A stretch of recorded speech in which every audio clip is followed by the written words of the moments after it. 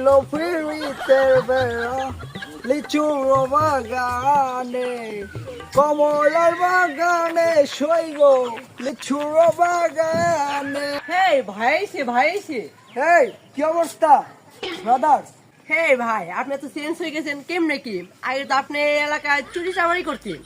ও sheet, তুমি অতীত না কেন টান দাও ব্রাদার?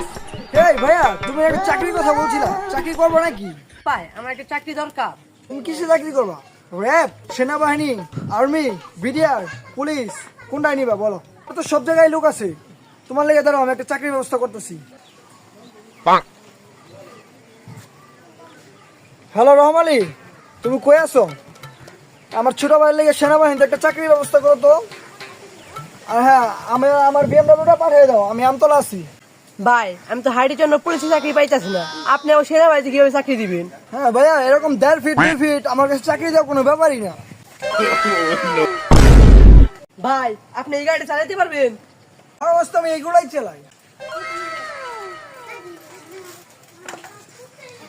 দেখছো ভাইয়ের কি সেন্স? ভাই ও শিট, ও নো, গ্রামের রাস্তাঘাট তো খারাপ, এলাকায় গ্রামে আসতে চাই না।